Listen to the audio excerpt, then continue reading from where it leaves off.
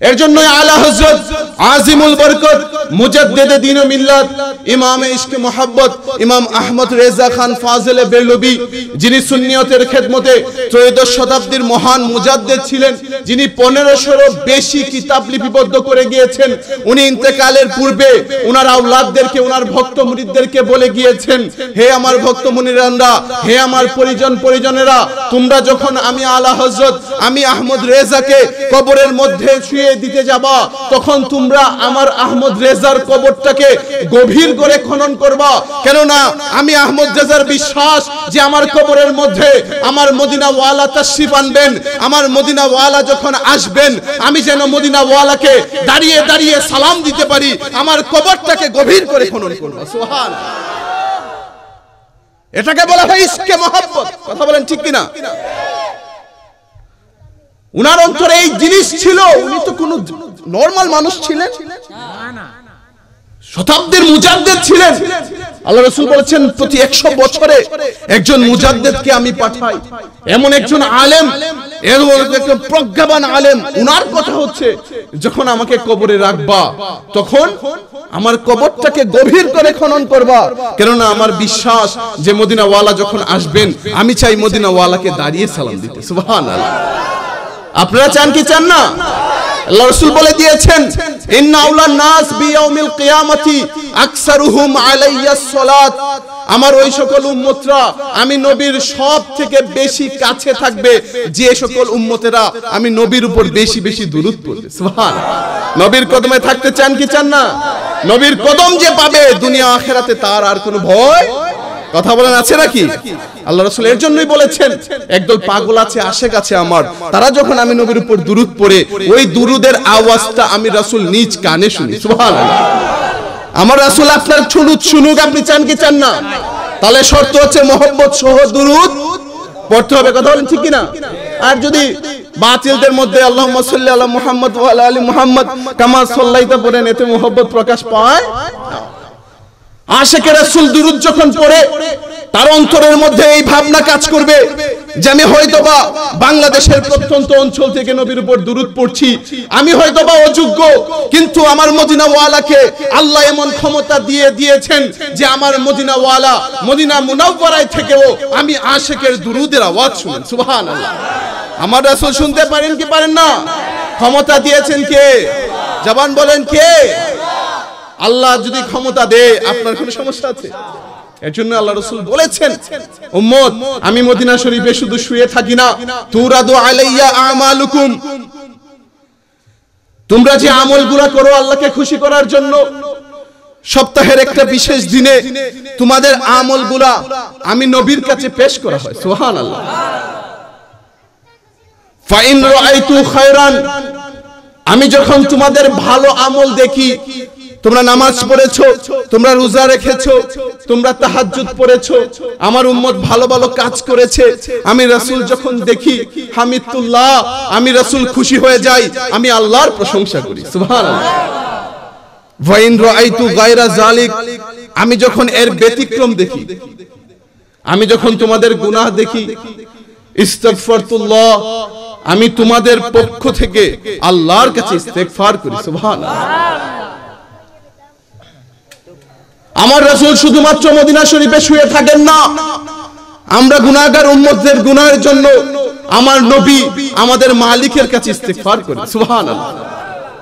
সেই নবীর মহব্বত দরকার আছে না নাই? কথা বলেন। আমরা কেন নবী নবী করি? কারণ দুনিয়ার কোন বাবা মা যখন কবরে চলে যায়, কোন বাবা মার এই ক্ষমতা নাই সন্তানের জন্য কবরে বসে দোয়া করে, আছে নাকি? কিন্তু আমি নবী, আমার নবী, আপনার নবী, দু জাহানের বাদশা নবী যখন মদিনা শরীফে শুয়ে থাকেন, তখন দুনিয়াতে এসেও রাব্বি হাবলি উম্মতি করেছেন, রোজায়ে আকদাসে বসেও রাব্বি হাবলি উম্মতি করতেছেন। সুবহানাল্লাহ। কিন্তু দুর্ভাগ্যবশত আজকে একদল মুসলমান নামধারী, দাড়িওয়ালা, টুপিওয়ালা, পাঞ্জাবিওয়ালা, আমাদের মতো লেবাসদারী একদল মানুষ বের হয়েছে, যারা আমাদের কাছ থেকে আমাদের সব থেকে বড় সম্পদ মদিনা ওয়ালা নবীর মহব্বতকে কেড়ে নিতে চায়। কথা বলেন ঠিক কিনা? তারাই আজকে এই ফতোয়া দিতে চায় যে তোমরা হজ করবা মক্কায়, মদিনা শরীফে জিয়ারত করার কোনো দরকার? কথা বলেন, বলেন কি বলেন না? আজকে একদল লিফলেট বের করে দিয়েছে, মানুষ সরল মনা মানুষরা যখন হজে যায় তখন তাদেরকে বলে, এই দেখো আল্লাহ রাসূল বলেছেন যে হজ করার জন্য কোনো কাজ মদিনা শরীফে নাই, শুধু মক্কা তাওয়াফ করবা, আরাফার ময়দানে যাবা, মিনাতে যাবা, বকরি জবা করবা, এতেই তোমার হজ হয়ে যাবে। মদিনা ওয়ালার কদমে যাওয়ার কোনো দরকার নাই।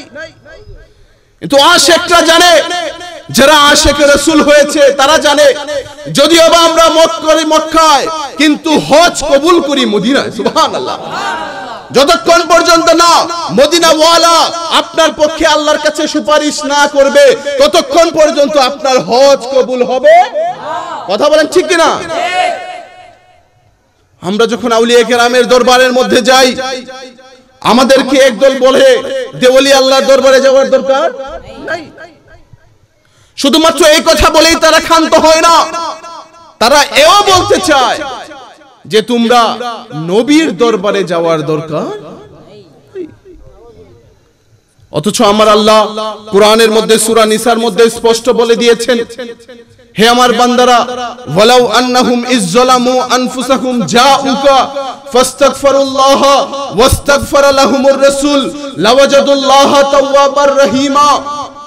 হে আমার বান্দারা, তোমরা শয়তানের ধোঁকায় পড়ে, নফসের ধোঁকায় পড়ে, ওয়ালাউ আন্নাহুম ইযযালামু আনফুসাহুম, তোমরা যখন তোমাদের নিজেদের উপর জুলুম করবা, তোমরা যখন গুনাহের কাজে লিপ্ত হয়ে অনুতপ্ত হবা, যখন তোমরা আমি আল্লাহর কাছে ক্ষমা চাইতে চাইবা, জাউকা, তোমরা আমার নবীর দরবারে যাও। সুবহানাল্লাহ। ফাস্তাগফিরুল্লাহ, গিয়ে আমি আল্লাহর কাছে ইস্তেগফার করো, ওয়াস্তাগফারা লাহুমুর রাসূল, এবং তোমার এই ইস্তেগফারের পক্ষে আমার রাসূল যদি আমি আল্লাহর কাছে সুপারিশ করেন, লাওয়াজাদুল্লাহ তাওয়াবার রহিমা, তাহলেই কেবল তোমরা আমি আল্লাহকে তওবা কবুলকারী হিসেবে পাবে। সুবহানাল্লাহ।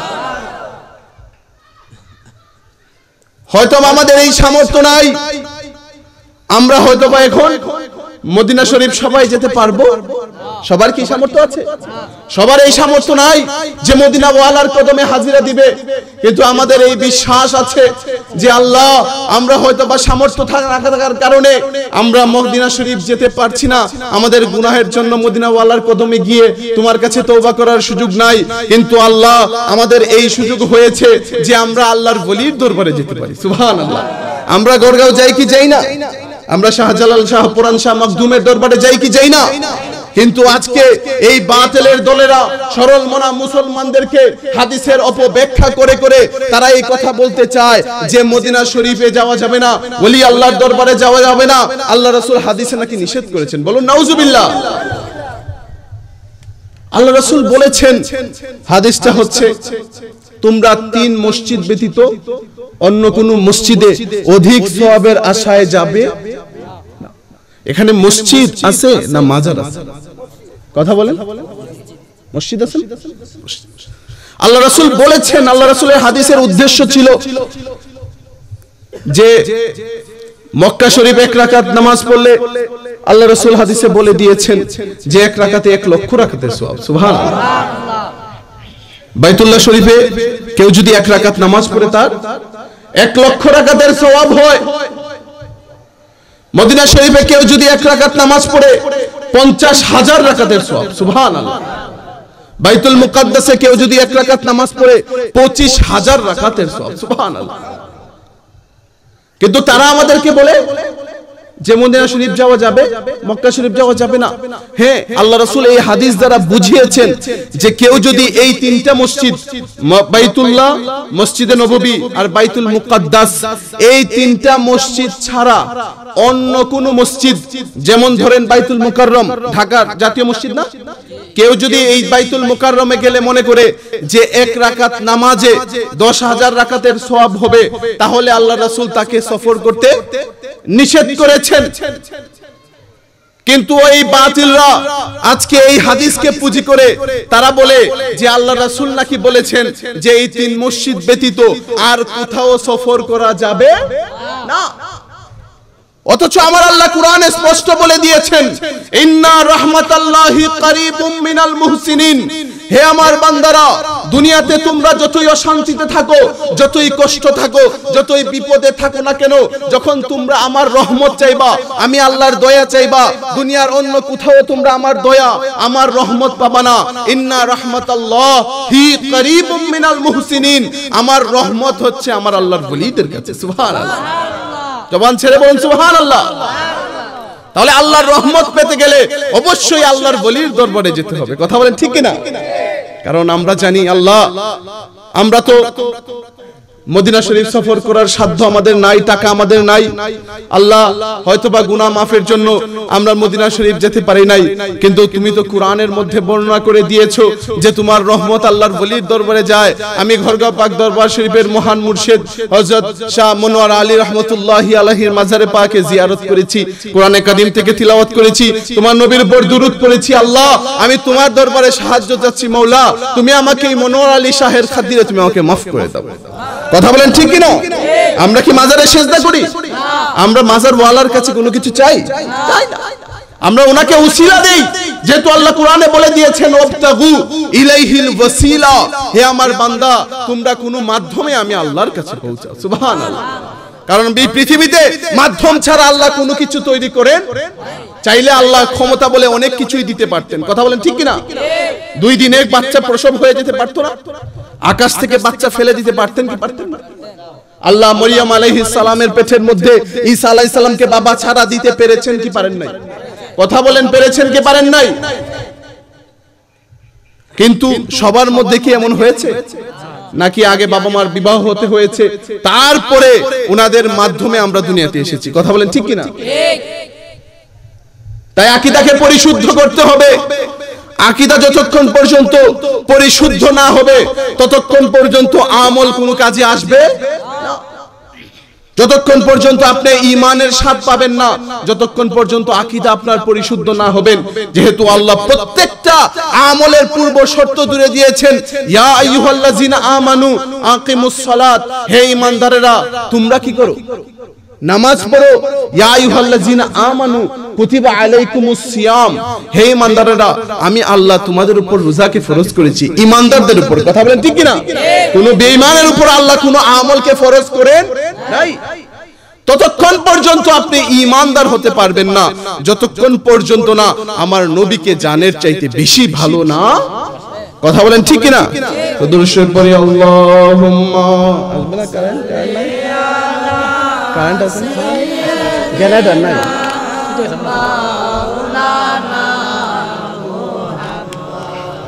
ওয়া আলা আলি সাইয়্যিদিনা মাওলা, জোরে জোরে পড়ে।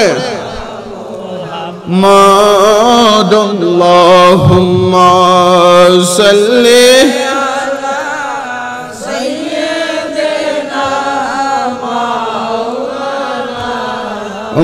মুহাম্মাদ ওয়া আলা আলি সাইয়্যিদিনা মাওলানা মুহাম্মদ। আরশের নিচে সেজদায় কাঁদবেন নবীজি, যারে যার মাফ করে দাও মাবুদ আল্লাহ, মাফ করে দাও মাবুদ আল্লাহ।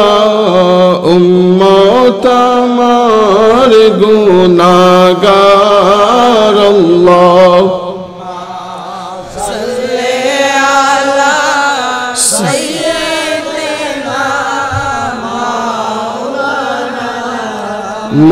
মুহাম্মদ ওয়া আলা আলি সাইয়্যিদিনা মাওলানা মুহাম্মদ। কারেন্ট মনে হয় চলে গিয়েছে না? জেনারেটর মনে ব্যবস্থা নাই। আপনাকে কষ্ট হবে বসে থাকতে? কষ্ট হবে? দুনিয়াতে আল্লাহ পেতে হলে, প্রেমিক হতে গেলে কিছু কষ্ট স্বীকার করা লাগে। কথা বলেন ঠিক কি না?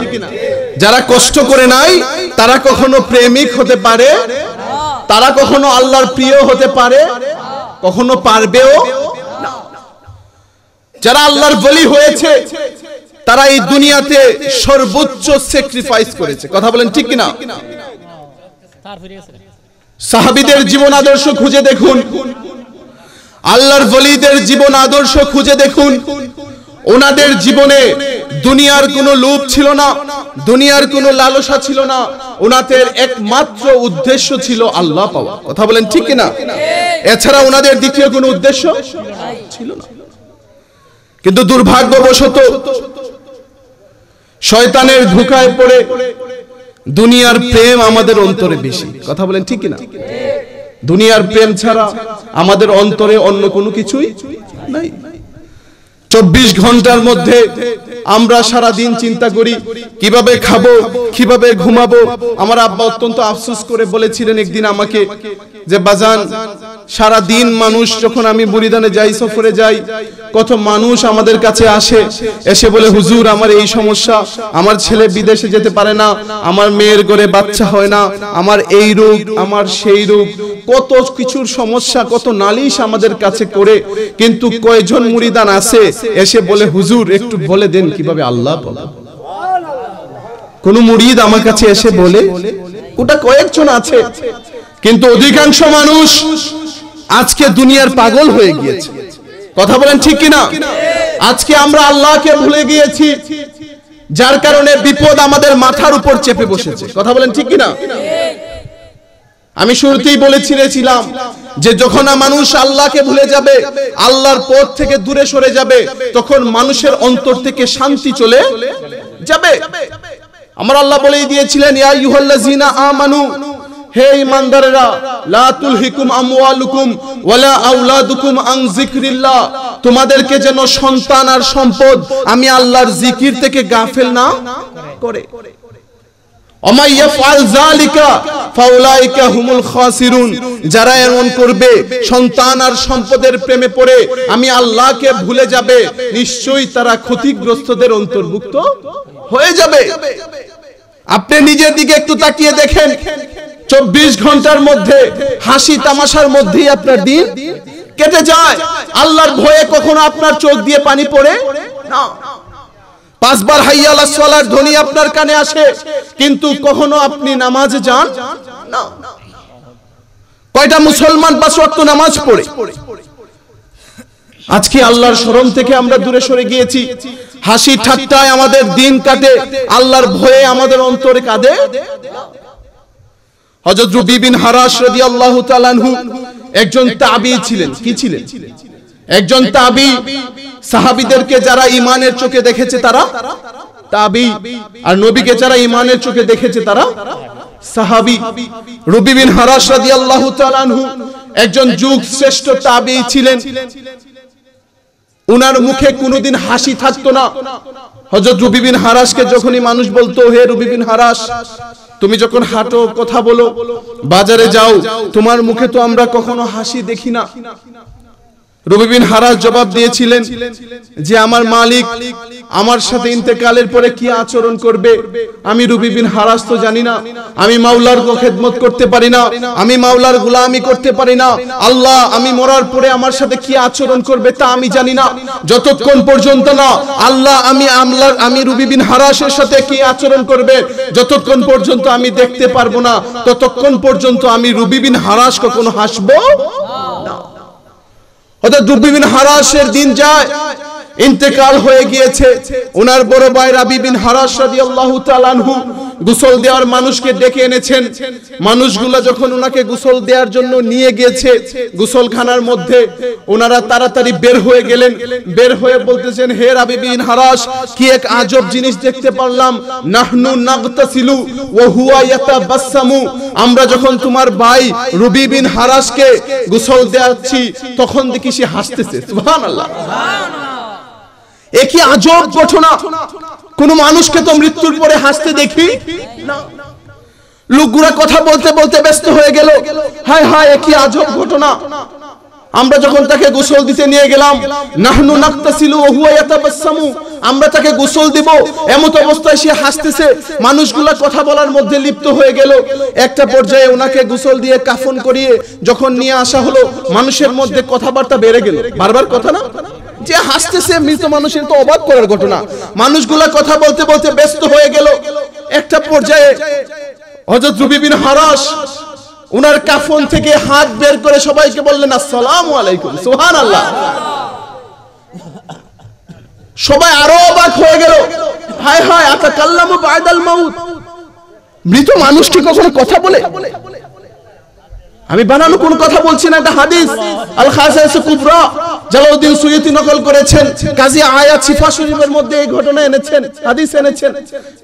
বিখ্যাত আলেমরা ওনাদের কিতাবের মধ্যে এই ঘটনা বর্ণনা করেছেন। মানুষগুলো তো আরো অবাক হয়ে গেল। হায় হায়, আতাকাল্লামু বা'দাল মাউত, মৃত ব্যক্তি কি কখনো কথা বলে?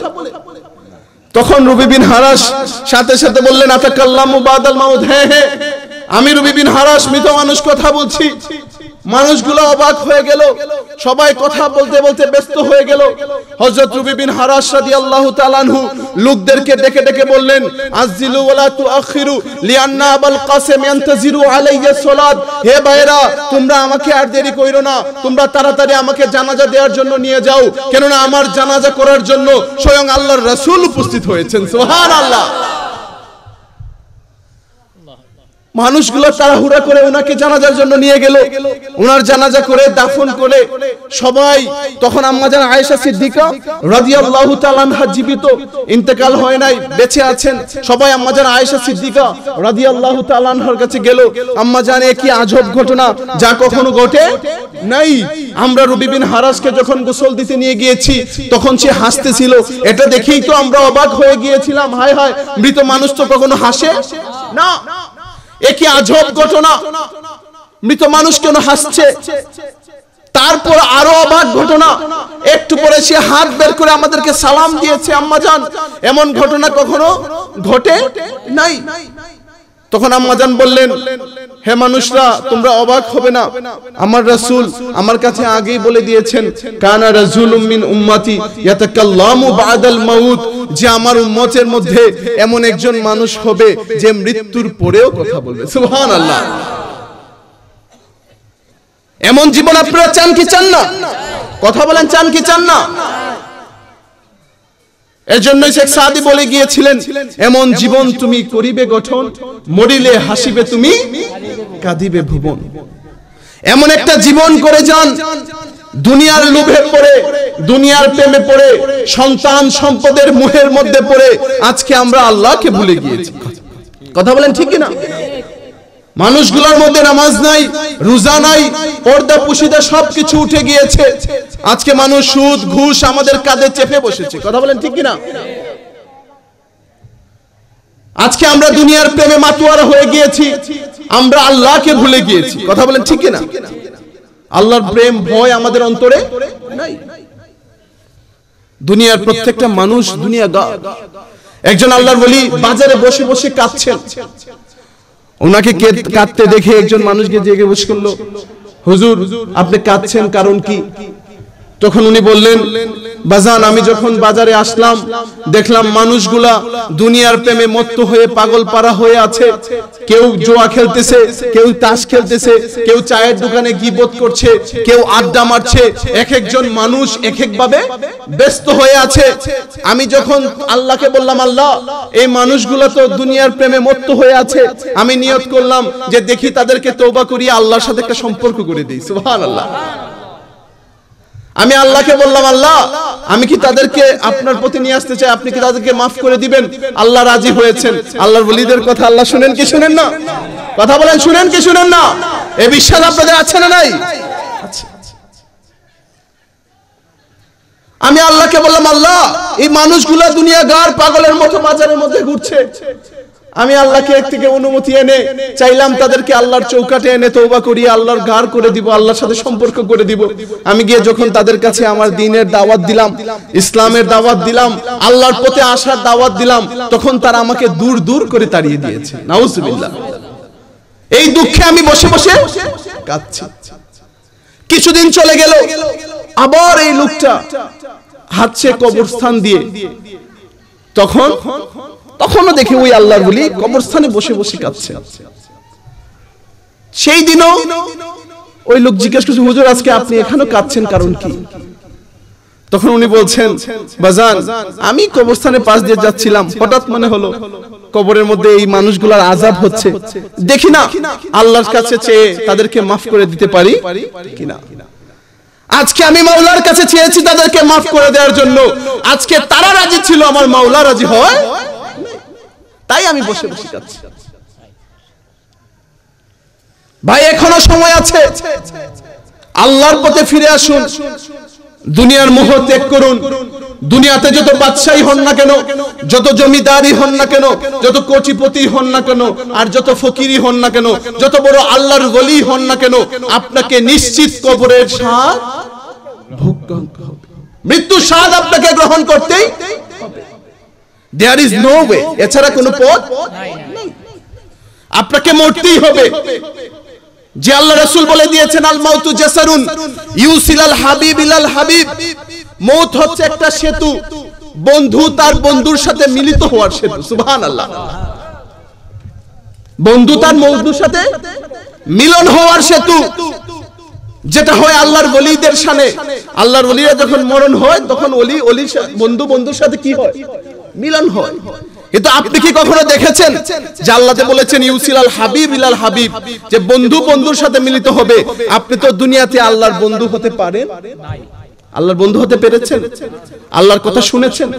তাহলে নিশ্চিত আপনার মৃত্যুটা কখনো আল্লাহর সাথে মিলন হবে। কিন্তু এই জীবন যদি করতে পারেন, ইন্নাল্লাযীনা ক্বালু রাব্বুনাল্লাহ সুম্মা ইসতাকামু তাতানাজ্জালু আলাইহিমুল মালায়েকা আল্লা তাখাফু ওয়া লা তাহজান ওয়া আবশিরু বিল জান্নাতিল্লাতী কুনতুম তুআদুন। আল্লাহ তাআলা কোরআনে বলে দিয়েছেন, ইন্নাল্লাযীনা ক্বালু রাব্বুনাল্লাহ, যারা আমি আল্লাহকে আল্লাহ বলে স্বীকার করে নিবে, সুম্মা ইসতাকামু, এবং এর উপর অটল থাকবে, অর্থাৎ ইস্তিকামাতুল ইসলাম, ইসলামের উপর অটল থাকবে। ইসলামের উপর অটল থাকা মানে আল্লাহ রাসূল যা করতে বলেছেন তা করবে, যা ছাড়তে বলেছেন তা ছেড়ে দিবে। মা আতাকুমুর রাসূলু ফাখুযুহু ওয়া মা নাহাকুম আনহু ফান্তাহু। আল্লাহ রাসূল যা আঁকড়ে ধরতে বলেছেন তা আঁকড়ে ধরবে, যা ছাড়তে বলেছেন তা ছাড়বে। এমন জীবন সে যদি করে দিতে পারে, সে যখন মৃত্যুর শয্যায় উপনীত হবে, আমরা সবাই হব কি হব না? কথা বলেন, হব কি হব না? আল্লাহ তাআলা বলেন, যখন আমার ওই প্রিয় বান্দা, আমার মাহবুব, আমার হাবিব, আমার বন্ধু যখন ওই মৃত্যুর শয্যায় এসে যাবে, তাতানাজ্জালু আলাইহিমুল মালায়েকা, আমি আসমান থেকে অসংখ্য অগণিত ফেরেশতা তার জন্য নাজিল করব। সুবহানাল্লাহ। ওই ফেরেশতারা আমার ওই বন্ধুকে অভয় দিতে থাকবে, আল্লাহ তাখাফু ওয়া লা তাহজান, হে আল্লাহর প্রিয় বান্দা, হে নফসে মুতমাইন্নার অধিকারী বান্দা, আজকে তোমার কোনো ভয় নাই, আজকে তোমার কোনো চিন্তা। ওয়াবশিরু বিল জান্নাতিল্লাতী কুনতুম তুআদুন, আমি তোমাকে ওই জান্নাতের সুসংবাদ দিচ্ছি যে জান্নাতে তুমি থাকবে। সুবহানাল্লাহ। এমন মৃত্যু আমরা চাই কি চাই না? তাহলে আল্লাহর পথে ফিরে আসার দরকার আছে না নাই? নামাজ পড়ার দরকার আছে না নাই? রোজা রাখার দরকার আছে না নাই? সুদ খাওয়ার দরকার আছে না নাই? সুদ খাইবেন? আজকে সমাজের রন্ধ্রে রন্ধ্রে সুদ ঢুকে গিয়েছে, কথা বলেন ঠিক কিনা? না চাইতেও প্রত্যেকটা মানুষ সুদের সাথে জড়িত হয়ে গিয়েছে। আজকে পান থেকে চুন খসার আগেই মানুষগুলো এনজিও থেকে লোন নিয়ে বাড়ি করে দোকানে মাল উঠায়, ছেলেকে বিদেশ পাঠায়। আপনি কখনো দেখেন না আপনার ব্যবসায় বরকত কেন কমে গিয়েছে? যে আপনার মোক্ষার মূলধন যেটা ছিল সেটাই সুদের কারবারের মধ্যে ছিল। আজকে মহিলারা ঘরে ঘরের মধ্যে 500 টাকা দিয়ে চক্রবৃদ্ধি হারে সুদের ব্যবসা করে, আর দাড়ি টুপি রাইখা সেজদা করলে এই সেজদা কবুল হবে? এই সেজদা মালিক পর্যন্ত পৌঁছাবে না। এখনো সময় আছে, পেটের মধ্যে পাথর বাঁধেন। আমার মুস্তাফা দু জাহানের বাদশা হওয়া সত্ত্বেও যদি নিজের পেটের মধ্যে পাথর বাঁধতে পারেন, আপনি কি সুদ ছেড়ে পেটের মধ্যে পাথর বাঁধতে পারবেন না? কথা বলে পারবেন কি পারবেন না? আজকে এই মাহফিল থেকে আপনি সংকল্প করুন। আল্লাহ রাসূল বলেছেন, কারো পেটের মধ্যে যদি 1 টাকা হারাম থাকে, একটা দিনার দিরহাম পরিমাণ হারাম থাকে, 40 দিন তার কোনো ইবাদত কবুল হয়। আপনি যদি সুদ খান, আপনি যদি ঘুষ খান, অন্যায় টাকা মানুষকে লুটে পুটে চুরি করে ডাকাতি করে খান, আর যদি তাহাজ্জুদ পড়েন, তাহলে এই তাহাজ্জুদ আল্লাহর কাছে কবুল হবে? এখনো সময় আছে, আজকে থেকে তওবা করুন। এই মুহূর্তে যদি আপনি তওবা করুন, আল্লাহ কবুল করবেন কি করবেন না? কথা বলেন, করবেন কি করবেন না? আজকে এই মাহফিল থেকে অন্তত একটা জিনিসের সংকল্প করে যান যে হ্যাঁ আল্লাহ, আমি আজকে মাহফিলে গিয়েছিলাম, হেদায়েতের নিয়ত নিয়ে গিয়েছিলাম। আল্লাহ, পূর্বে আমি অনেক অন্যায় করেছি, আমি সুদের সাথে জড়িত ছিলাম, আল্লাহ আমি বেনামাজি ছিলাম। আজকে এই মাহফিল থেকে আমি ওয়াদা করে যাচ্ছি মাওলা, যতদিন বেঁচে থাকবো আমার ইচ্ছাকৃত আমি কোনোদিন 1 টাকা সুদ গ্রহণ করব। রাজি আছেন তো সবাই? 2 হাত তুলে বলে আল্লাহকে দেখান। রাজি আছেন ইনশাআল্লাহ? আল্লাহ আমাদেরকে কবুল করুন, বলুন আমিন।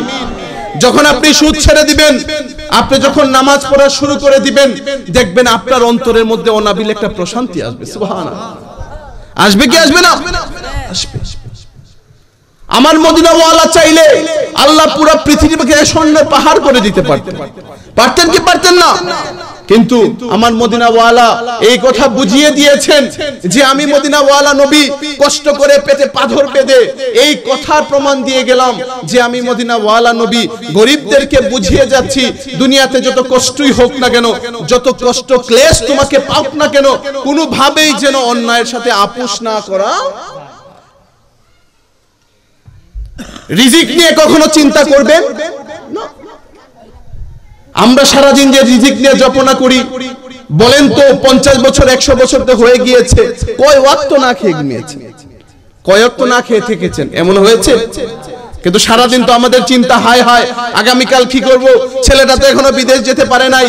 কিন্তু আমার মাওলা বলে দিয়েছেন মা মিন দাব্বাতিন ফিল আরদ ইল্লা আলাল্লাহি রিজকুহা, এই দুনিয়ার মধ্যে এমন একটা প্রাণী নাই। আল্লাহ কিন্তু মানুষের কথা বলেন, মানুষের কথা বলেছেন। এই 18,000 মাখলুকাত যদি হয়, 18,000 মাখলুকাতের মধ্যে একমাত্র মানুষ যা কাজ করে খায়, একমাত্র মানুষ। এছাড়া কখনো পিঁপড়াকে কাজ করতে দেখেছেন? পাখিকে কাজ করতে দেখেছেন? বাঘকে কাজ করতে দেখেছেন? একই কাজের বিনিময়ে খায়। আমরা কাজের বিনিময়ে খাদ্য পাই। কিন্তু আপনি কখনো ভেবে দেখেছেন এই সমুদ্রের তলপৃষ্ঠের মধ্যে যে বিশাল তিমিটা আছে, তার প্রতিদিন কত টনকে টন খাবার লাগে? এমন কখনো দেখেছেন খাবারের অভাবে তিমি মরে উঠে গেছে? এদেরকে খাওয়ায় কে? জবান ছেড়ে বলুন, তাদেরকে খাওয়ায় কে? এর জন্য আল্লাহ বলে দিয়েছেন মা মিন দাব্বাতিন ফিল আরদ ইল্লা আলাল্লাহি রিজকুহা, এই দুনিয়ার মধ্যে এমন একটা প্রাণী নাই যার রিজিকের জিম্মা আমি আল্লাহর হাতে নাই। সুবহানাল্লাহ। আল্লাহ বলে দিয়েছেন ওমাই ইয়াত্তাকিল্লাহা ইয়াজআল লাহু মাখরাজা ওয়া ইয়ারযুকহু মিন হাইসু লা ইয়াহতাসিব, আমার যে বান্দা আমি আল্লাহকে ভয় করার মতো করবে, আমার ভয় থেকে সে সুদ থেকে, ঘুষ থেকে, অন্যায় থেকে, হারাম থেকে বেঁচে থাকবে, ইয়াজআল লাহু মাখরাজা, আমার এই বান্দাটা যখন বিপদে পড়বে, তার পিঠটা যখন দেয়ালে ঠেকে যাবে, তখন কোনো পথ যখন সে পাবে না, আমি আল্লাহ তার বিপদের সময় অসংখ্য পথ বের করে দিব। সুবহানাল্লাহ। ওয়ায়ারযুকহু মিন হাইসু লা ইয়াহতাসিব, আমি আল্লাহ তাকে এমন জায়গা থেকে রিজিকের ব্যবস্থা করব যা সে কল্পনাও করতে পারে না। সুবহানাল্লাহ। আমাদের বিশ্বাস দুর্বল হয়ে গিয়েছে। কথা বলেন ঠিক কি না? এটা আমাদের বিশ্বাসের দুর্বলতা। আমরা একমাত্র আল্লাহর উপর ভরসা করতে পারি। আমরা মনে করি আমার ছেলে বিদেশে গিয়েই আমাকে খাওয়াবে। কিন্তু যদি আমরা আল্লাহর উপর ভরসা করতে পারতাম, আল্লাহ বলে দিয়েছেন যারা ওমাইয়া তাওয়াক্কাল আলাল্লাহ ফাহুয়া হাসবুক, যারা একমাত্র আমি আল্লাহর উপর ভরসা করে তাদের জন্য আমি আল্লাহই যথেষ্ট। সুবহানাল্লাহ। ভরসা করতে শিখুন মাওলার উপর।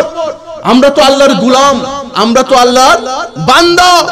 হাল আতা আলাল ইনসান হিনুম মিনাদ দাহর লাম ইয়াকুন শাইয়াম মাযকুরা, পরিচয় দেওয়ার মতো আমাদের কোনো পরিচয় ছিল না। আমরা তো এক ফোঁটা নাপাক পানি ছিলাম। কথা বলেন ঠিক কি না?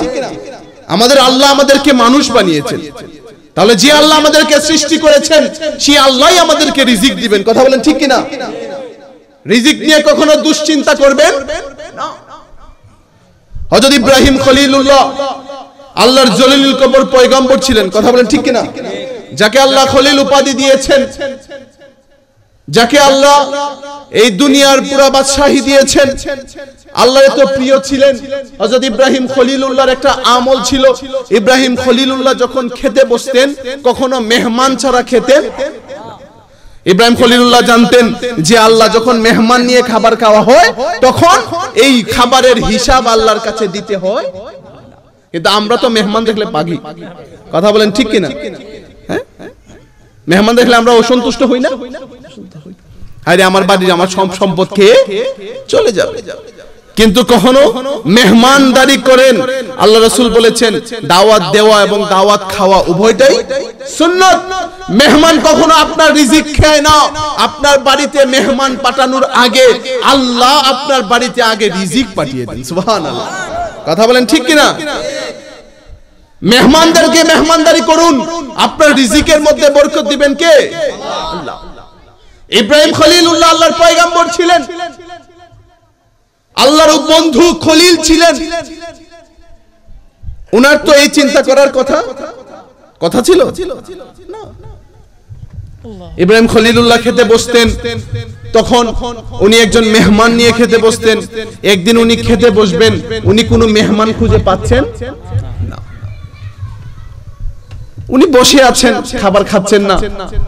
হঠাৎ একটু দিন পরে কিছুক্ষণ পরে দেখলেন একটা বয়স্ক লোক ওনার সামনে দিয়ে হেঁটে যাচ্ছে। তখন ইব্রাহিম খলিলুল্লাহ ওনাকে ডাকলেন, ভাই একটু আসুন, আমার একটু মেহমান হন। আমি চেষ্টা করি কাউকে নিয়ে খাওয়ার জন্য, আজকে আমি কাউকে পাচ্ছি না। আজকে যদি আপনি আমার একটু মেহমান হন তাহলে আমি একটু খুশি হব। উনি বললেন, ভাই চলেন, আমি তো অনেকদিন আজকে সারাদিন না খাওয়া পথিক মানুষ, কোনো কিছু খাবার পাচ্ছি না, আমি আপনার একটু মেহমান হই। উনি খাবার অ্যারেঞ্জ করলেন, যাই রিজিকের ফয়সালা ছিল, খেতে বসবেন। এমন সময় ইব্রাহিম খলিলুল্লাহ বললেন, শুরু করেন আল্লাহর নামে। আমরা বলি না বিসমিল্লাহি ওয়া আলা বারাকাতিল্লাহ, মানে কি আমরা আল্লাহর নামে খাবার শুরু করছি। তখন ইব্রাহিম খলিলুল্লাহ বললেন, ভাই আসুন আমরা আল্লাহর নামে খাবার শুরু করি। তখন সেই বৃদ্ধ লোক ছিল পাদ্রী, অমুসলিম পাদ্রী ছিল। সে বলতেছে, এই মিয়া কি বলেন, আমি কে আল্লাহর নামে শুরু করতাম? আমি তো হচ্ছি মজুসি, আমি তো অগ্নি উপাসক, আমি তো এক আল্লাহর পূজা করি না, আমি তো অগ্নি পূজা করি। এই দুই লুকমা ভাতের জন্য আমি আমার মূর্তির সাথে কখনো বেঈমানি করব না, আমি আল্লাহর নামে খাবার শুরু করব। ইব্রাহিম খলিলুল্লাহ সাথে সাথে বলে, ওই মিয়া, যে আল্লাহর জন্য আমি তোমাকে খাওয়ানোর জন্য এনেছি, আমার কষ্টার্জিত টাকা থেকে তোমাকে খাওয়াবো একমাত্র কার সন্তুষ্টির জন্য? কথা বলেন, আমরা মানুষকে খাওয়াই কার সন্তুষ্টির জন্য? এই মাহফিল করেছি কার সন্তুষ্টির জন্য? কুলিন্না সলাতি ওয়া নুসুকি ওয়া মাহইয়ায়া ওয়া মামাতি লিল্লাহি রাব্বিল আলামিন। আমাদের জীবন, আমাদের মরণ সবকিছু কার জন্য? জবান ছেড়ে বলুন, কার জন্য? আল্লাহর জন্য। ইব্রাহিম খলিলুল্লাহ বললেন, মিয়া, আমি আমার কষ্টার্জিত টাকা থেকে, আমার রিজিকের একটা অংশ থেকে আমি তোমাকে খাওয়ানোর জন্য দাওয়াত এনেছি একমাত্র আল্লাহর সন্তুষ্টির জন্য। যে আল্লাহর জন্য খাওয়াবো, তুমি যদি সে আল্লাহর নামই না নেও তাহলে তোমার খাওয়ার কোনো দরকার নাই, চলে যাও এখান থেকে। তখন সে চলে গেল। হ্যাঁ মিয়া, দুই লুকমা ভাতের লেগে কি আমি বেঈমানি করব না? কিন্তু আমরা তো এক কাপ চাল লেগে ইমান বেচ চালাই। কথা বলেন, আরেকবার কথা দিয়েছি, বুদ্ধি মুখ বাজার এক কাপ চা খাওয়াইছে, ভাই আমি তোমারই দিব। ইমান ইমানদার আমরা, কথা বলেন ঠিক কিনা?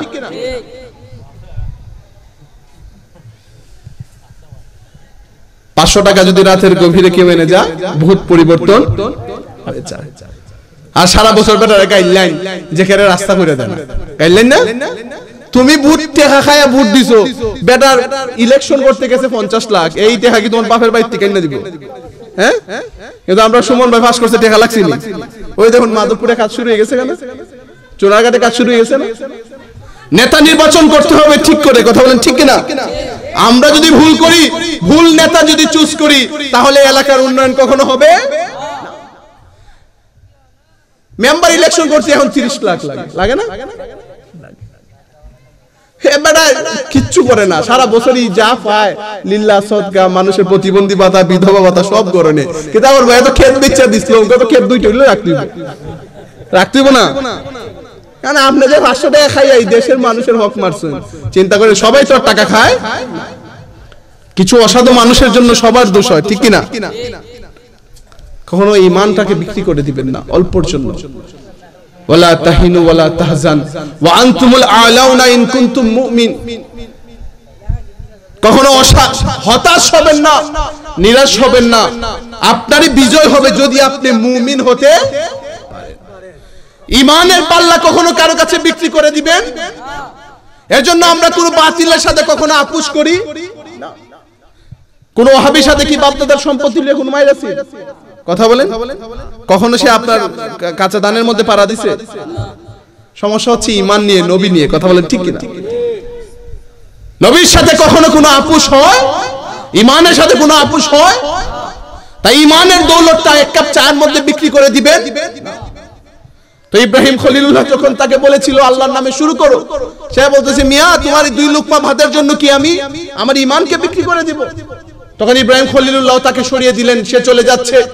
আল্লাহ তাআলা জিবরাইল আমিনকে বললেন, হে জিবরাইল, তুমি আমার বন্ধু ইব্রাহিমকে গিয়ে বলো সে আজকে আমাকে কষ্ট দিয়েছে, আমার একটা বান্দাকে নারাজ করে দিয়েছে। সুবহানাল্লাহ। জিবরাইল আমিন আসলেন, এসে বলছেন, হে ইব্রাহিম, আল্লাহ আজকে তোমার উপর সন্তুষ্ট হয়ে গিয়েছেন, তুমি নাকি তার একজন বান্দাকে কষ্ট দিয়ে ফেলেছো।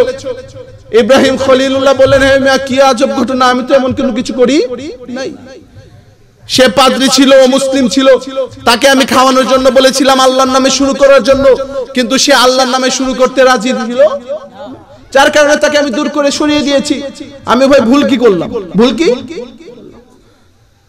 তখন জিবরাইল আমিন বললেন, আল্লাহ উত্তর দিয়েছেন যে ইব্রাহিম, এই বৃদ্ধ লোকটার বয়স তো 80 ঊর্ধ্ব হয়ে গিয়েছিল। এই 80 বছর সে কখনো আমি আল্লাহকে সেজদা দেয়? আমি আল্লাহকে আল্লাহ বলেই স্বীকার করে না, ইবাদত তো দূরের কথা। কিন্তু আমি আল্লাহ সৃষ্টিকর্তা, আমি তাকে সৃষ্টি করেছি, আমি তাকে সুযোগ দিচ্ছি যে সে যেন ঈমানের দৌলত পেয়ে ফিরে আসে। আমি 80 বছর আমি মাওলা হয়ে, আমি খালেক হয়ে তাকে 80 বছর খাওয়াতে পেরেছি, তুমি আমার বন্ধু হয়ে তাকে এক বেলা খাওয়াতে পারলে না? সুবহানাল্লাহ। ইব্রাহিম খলিলুল্লাহ দৌড়ে গেলেন, গিয়ে বলছেন, ভাই এখানে আসেন। উনি বলছেন, মিয়া আমি আল্লাহ বইলা খাইতাম না। বলছেন, ভাই আল্লাহর বলার দরকার নাই, ভাই তাড়াতাড়ি আসেন, যে আল্লাহর জন্য আমাদের মধ্যে ঝগড়া হয়েছে ওই আল্লাহ পয়গাম পাঠিয়েছেন যে আমি যেন আল্লাহ না বললেও আপনাকে খাওয়াই, তাড়াতাড়ি আসেন, আপনি আমার মেহমান হন। ওই পাদ্রী বলল, এ কোন আল্লাহর পরিচয় তুমি দিচ্ছ? যে আল্লাহ তাকে না ডাকলেও খাওয়ায়, যে আল্লাহ তাকে না ডাকলেও পড়ায়, যে আল্লাহ তাকে না সেজদা করেও কখনো সূর্যকে বলে না ধানের মধ্যে আলো না দিতে, কখনো চন্দ্রকে কখনো নিষেধ করেছে আল্লাহ? কখনো আপনাকে বৃষ্টির পানি থেকে বঞ্চিত করেছেন? কখনো করে নাই। আল্লাহ, ওই আল্লাহ কোন মহান আল্লাহ। হে ইব্রাহিম, আগে তুমি আমাকে কালিমা পড়ে মুসলমান করো, তারপরেই আমি তোমার মেহমান হব। সুবহানাল্লাহ। সেই আল্লাহ এখনো আছেন না নাই? সেই আল্লাহ এখনো আছেন না নাই?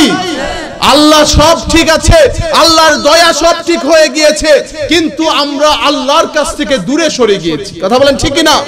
আল্লাহর কাছ থেকে আমরা চাইতে পারি, আমাদের বিশ্বাস দুর্বল হয়ে গিয়েছে। মুসা আলাইহিস সালামকে অর্ডার করেছেন, হে মুসা হাতের লাঠি ফালাও, দেখো কি হয়। মুসা আলাইহিস সালামকে কোনো প্রশ্ন করেছেন? মুসা আলাইহিস সালাম সাথে সাথে ফেলে দিয়েছেন, সাথে সাথে এই লাঠিটা সাপ হয়ে গিয়েছে। কথা বলেন ঠিক কিনা? মুসা আলাইহিস সালাম নীল নদের পাড়ে গিয়ে যখন ফেরাউন বাহিনীর কবল থেকে বাঁচার জন্য নীল নদ সামনে দেখেন, যাওয়ার আর কোনো পথ নাই। সঙ্গী সাথীরা বলল, হে মুসা, তুমি তো নিশ্চিত বিপদে পড়ে গিয়েছো, এখনই ফেরাউনের দল আমাদেরকে হত্যা করে ফেলবে। মুসা আলাইহিস সালাম কোরআনে আল্লাহ নোট করেছেন, বলেছেন, হে মানুষরা, হে আমার সঙ্গীরা, তোমরা হতাশ হইও না, নিশ্চয়ই আমার আল্লাহ আছেন, আল্লাহ আমাকে পথ দেখাবেন। সুবহানাল্লাহ। যদি আপনি এভাবে বিশ্বাস করতে পারেন, উদউনি আস্তাজিব লাকুম, আল্লাহ বলেছেন তোমরা আমাকে ডাকো, আমি আল্লাহ তোমাদের ডাকে জবাব দিব। সুবহানাল্লাহ। সেই আল্লাহকে ডাকার দরকার আছে না নাই? এই আল্লাহর কাছে সাহায্য চাওয়ার দরকার আছে না নাই? আল্লাহ বলে দিয়েছেন, ইয়া আইয়ুহাল্লাযিনা আমানুস্তাঈনু বিস-সাবরি ওয়াস-সালাহ। আল্লাহ বলে দিয়েছেন তোমরা কিভাবে আমি আল্লাহর কাছে সাহায্য চাইবা। দুইটা মাধ্যমে তোমরা আমি আল্লাহর কাছে সাহায্য চাও, একটা হচ্ছে বিস-সবর, ধৈর্য সহকারে আল্লাহর কাছে সাহায্য চাও, আর একটা হচ্ছে সালাত, নামাজের মধ্যে আমি আল্লাহর কাছে সাহায্য চাই। কিন্তু দুইটার একটাও আমাদের মধ্যে। বিপদে বললে তো হায় আল্লাহ রে, কিতা হইলো, আল্লাহ খালি আমারে চিনতেন আর কেউরে দেখোই না। কিন্তু মুমিন জানে, ওয়ালা নাবলুওয়ান্নাকুম বিশাইয়্যিম মিনাল খাউফ والجوع ونقص من الأموال والأنفس والثمرات وبشر الصابرين আল্লাহ স্পষ্ট বলে দিয়েছেন ওয়ালা নাবলুওয়ান্নাকুম বিশাইয়্যিম মিনাল খাউফ ওয়াল জু ওয়া নাকসিম মিনাল আমওয়াল ওয়াল আনফুসি ওয়াস সামারাত। হে বান্দা, তুমি যদি মুমিন হতে চাও এই কথা ভাইবো না যে এমনি আমি কোনো পরীক্ষা ছাড়া তোমাকে মুমিন বানিয়ে ফেলব। বেলালে হাবশী রাদিয়াল্লাহু তাআলা আনহুকে মক্কার মরুর প্রান্তরে কাফের মুশরিকরা যখন টেনে হেঁচড়ে উনার শরীরের চামড়াগুলো যখন ঝলসে গিয়েছিল, বেলালে হাবশীর মুখে মুচকি হাসি ছিল। সাহাবীরা জিজ্ঞেস করলেন, হে বেলাল, এত কঠিন শাস্তি তোমাকে কাফেররা দিয়েছে, তোমার শরীরের চামড়াগুলো ঝলসে গিয়েছে, তারপরও কেন তোমার মুখে মুচকি হাসি? বেলালে হাবশী উত্তর দিলেন, ভাই, বাজারে গেলে একটা পাতিল কিনতেও তো তুমি মাটি ভালো কিনা 3 বার টুকা দাও। দেই কি দেই না? 3 বার টুকা দিয়ে তুমি একটা পাতিল ক্রয় করো, যে পাতিলের মাটি ভালো কিনা। যে আল্লাহ আমাকে তার প্রিয় বানাবেন, আমাকে তার বন্ধু বানাবেন, এই আল্লাহ আমি বেলালকে কি একটু পরীক্ষা করে দেখবেন না? সুবহানাল্লাহ। মুমিন জানে যখনই সে বিপদে পড়ে, যখনই কোনো আযাবের মধ্যে পড়ে, যখনই কোনো কষ্টের মধ্যে পড়ে, আল্লাহ রাসূল বলে দিয়েছেন মুমিনকে যখন পরীক্ষা করা হয় তখন গাছের পাতার মতো তার গুনাহগুলো ঝরতে থাকে। সুবহানাল্লাহ। মুমিন কখনো বিপদে হতাশ হয়, কখনো নিরাশ হয়? আল্লাহ বলে দিয়েছেন লা তাকনাতু মির রাহমাতিল্লাহ, তোমরা কখনো আমার আশা থেকে, রহমত থেকে নিরাশ হইও না। তাই যখনই বিপদে পড়বেন, যখন আপদ আপনার উপর আসবে, কখনো বিচলিত হওয়া যাবে না। ইস্তাঈনু, তখনই আল্লাহর কাছে সাহায্য চাইবেন। প্রথম বলবেন, আল্লাহ আমি তোমার নগণ্য বান্দা, তুমি যে আমাকে পরীক্ষার জন্য, যদি কোনো জীবন্ত পুরুষ যুবক সন্তান মারা যায়, প্রথমেই বলবেন আল্লাহ তুমি যে আমাকে এই সন্তানটাকে নিয়ে গিয়ে আমাকে পরীক্ষার জন্য নির্বাচন করেছো, এর জন্য আলহামদুলিল্লাহ। তারপরে নামাজের মধ্যে 2 রাকাত নামাজের মধ্যে দাঁড়িয়ে যান। আল্লাহ রাসূল বলে দিয়েছেন আক্রাবু মা ইয়াকুনুল আবদু মির রাব্বিহি ওয়া হুয়া সাজিদ, বান্দা সব থেকে কাছে আমার চলে আসে একটা মুহূর্তে, বান্দা যখন সিজদায় লুটিয়ে পড়ে, ওই বান্দা সব থেকে কাছে থাকে। সুবহানাল্লাহ। আকরাবু মা ইয়াকুনুল আবদু মির রাব্বিহি ওয়া হুয়া সাজিদ, বান্দা যখন কপালটা আমার আল্লাহর দিকে সিজদায় অবনত হয়ে আমি আল্লাহর দিকে লুটিয়ে পড়ে, বান্দা আমি আল্লাহর সব থেকে কাছে চলে আসে। সুবহানাল্লাহ। জীবনের যত কষ্ট, যত দুঃখ, যত বিপদ, মনের যত কথা, সিজদার মধ্যে গিয়ে আল্লাহকে বলুন, আল্লাহ আপনার সমস্ত সমস্যা দূর করে দিবেন। কথা বলেন ঠিক কি না? নামাজ পড়তে রাজি আছেন তো ইনশাআল্লাহ? যে নামাজ পড়ে না, যে কপাল সিজদা দেয় না, দুনিয়াতে যার টাকা নাই, যার পয়সা নাই, যার বউ নাই, অনেকে বলে কপাল পোড়া। কথা বলেন ঠিক কি না? কিন্তু হাদিসের, আল্লাহর ভাষ্য মতে, হাদিসের ভাষ্য মতে, যেই কপালের মধ্যে সিজদা নাই সেই কপালটাই সবথেকে কপাল পোড়া। কথা বলেন ঠিক কি না? সারাদিন আল্লাহর রিজিক ভক্ষণ করছেন, আল্লাহর দেওয়া প্রত্যেকটা নিয়ামত ভক্ষণ করছেন। ওয়া ইন তাউদ্দু নি'মাতাল্লাহি লা তুহসুহা, আল্লাহ বলে দিয়েছেন বান্দা তোমরা আমি আল্লাহর কোন কোন নিয়ামত স্বীকার করবা। আমি আল্লাহ না চাইতে তোমাদেরকে এত নিয়ামত দিয়ে ভরপুর করে দিয়েছি, কিন্তু বান্দা আমি তো তোমাদের কাছে 24 ঘন্টা চাই। আল্লাহ কি 24 ঘন্টা চেয়েছেন?